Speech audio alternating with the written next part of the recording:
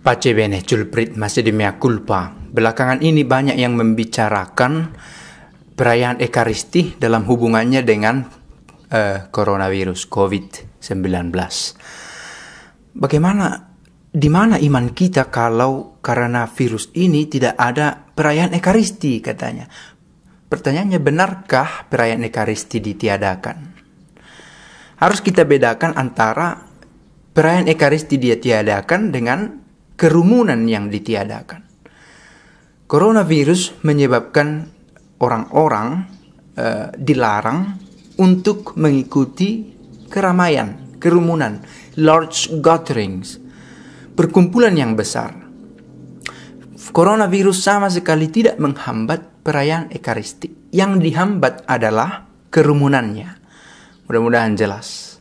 Yang mau dihindari oleh gereja, oleh pemerintah, oleh khalayak ramai adalah kerumunan. Karena di kerumunan itu penyakit ini bisa menular dengan cepat, menjadi pandemi yang semakin parah. Nah, yang mau dihindari inilah sebenarnya menyebabkan perayaan Ekaristi bersama pun ditiadakan. Bersamanya ditiadakan, bukan perayaan Ekaristinya. Maka harus kita lihat batasan yang terang, ya, pengertian yang terang. Apakah perayaan Ekaristinya yang ditiadakan atau kerumunannya? Nah, pertanyaan, bisakah perayaan Ekaristi dilangsungkan kalau tidak ada umat? Kalau ternyata sudah ada ancaman ini dari virus ini, kalau ternyata sudah ada, apakah perayaan Ekaristi tetap ada? Ya, tentu tetap ada. Kita bisa berangkat dari kanon kitab hukum kanonik. Kita coba lihat kanon 904 dalam kitab hukum kanonik. Para imam ya, bukan diakon. Dengan selalu mengingat bahwa dalam misteri kurban Ekaristi itu karya penebusan dilaksanakan terus, hendaknya kerap kali merayakannya. Hendaknya, ini sebuah anjuran yang sangat kuat.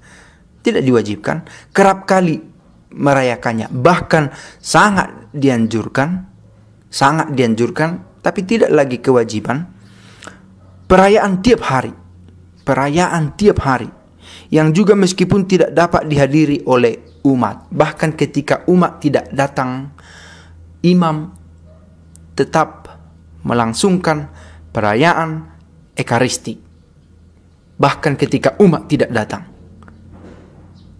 Ini merupakan tindakan Kristus dan gereja. Dalam melaksanakan itu, para imam menunaikan tugasnya yang utama.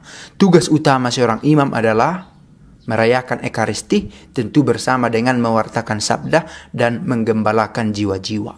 Tetapi dalam konteks ini, perayaan Ekaristi harus tetap dilangsungkan. Sebisa mungkin kerap kali melakukannya. Sangat dianjurkan setiap hari. Sangat dianjurkan, ini strict sekali. Tapi bukan sebuah kewajiban yang jika tidak maka gagal. Begitu ya. Lalu kita coba bisa lihat kanon 906.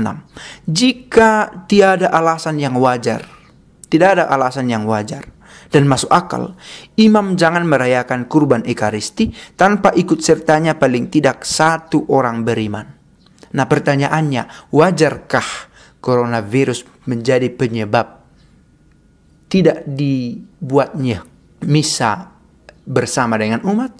Saya pikir sangat wajar dengan tantangan yang kita hadapi bersama sekarang ini. Jika tiada alasan yang wajar, jangan dirayakan kalau tidak ada satu pun orang, sekurang-kurangnya satu umat. Nah, ternyata ada alasan yang sangat wajar. Maka seandainya pun benar-benar tidak ada umat, imam tetap merayakan Ekaristi, di mana di sana ada intensi doa bagi kita, bagi umatnya, begitu ya. Maka perayaan Ekaristi tidak benar-benar ditiadakan, tetap ada. Maka kalau kita coba dalami dalam sejarah, bahkan sampai sekarang berlangsung, ada yang disebut dengan misa konventual. Konvent di biara-biara tetap dibuat perayaan Ekaristi.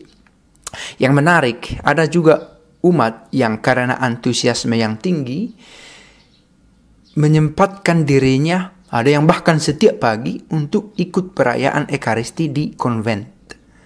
Kami di rumah ini juga melangsungkan misa konventual setiap hari di mana ada saja umat 1-2 orang yang dekat di sini ikut serta dalam perayaan itu.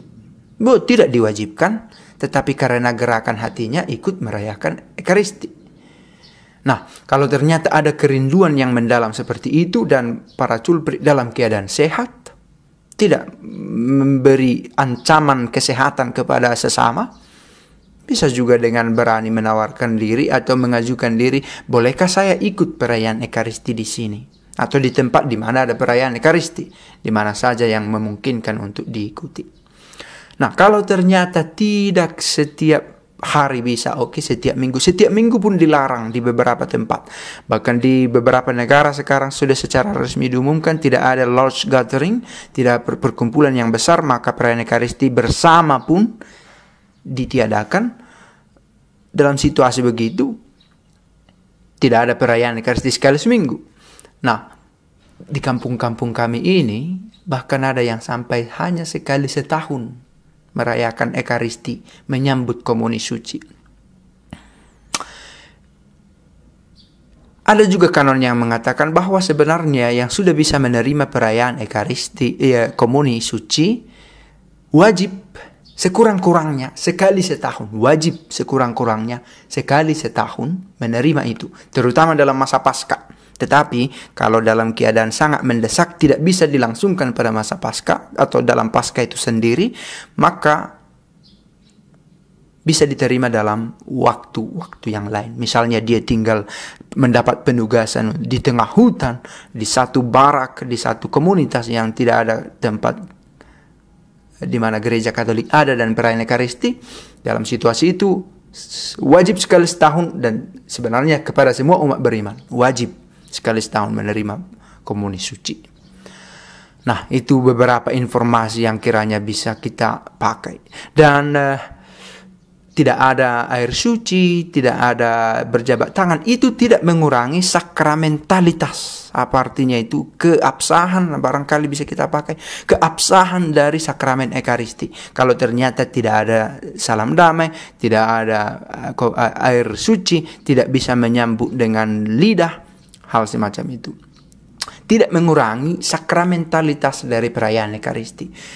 Keabsahan sakramen terletak pada materia dan forma. Materia, roti dan anggur. Formanya adalah doa institusi, doa syukur agung.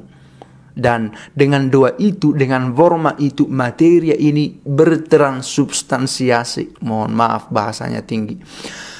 Menjadi tubuh dan darah Kristus. Dalam satu video lain kesempatan kita bisa buat itu. Konten tentang apa itu transubstansiasi. Bagaimana mungkin roti dan anggur menjadi tubuh dan darah Kristus. Gereja meyakini itu. Keyakinan ini yang menjadi kunci bagi kita untuk menerima sakramen Ekaristi sebagai puncak dan sumber iman kita. Oke, semoga video ini ada gunanya dan membantu kita untuk semakin menginternalisasi nilai dari perayaan Ekaristi kita. Kesatuan yang kita temukan dalam perayaan Ekaristi. Aspek eklesiologisnya tampak bahwa gereja berkumpul, bersatu, menyatukan persembahannya yang akhirnya disatukan di altar dan dipersembahkan oleh imam. Dan Kristus menyambutnya. Allah sendiri menerimanya, menanggapinya, dan dia hadir ke tengah kita dalam rupa roti dan anggur secara real, realis, presensia. Kehadiran yang nyata. Semoga video ini berguna untuk tidak membingungkan kita. Perayaan Ekaristi ditiadakan, tidak ditiadakan. Kerumunannya yang ditiadakan. Maka konsekuensinya bersama dalam Ekaristi pun ditiadakan. Ekaristi sendiri tetap ada. Hari demi hari.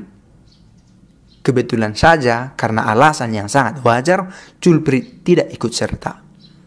Alasannya sangat wajar. Gitu kira-kira. Semoga berguna dan pace e bene.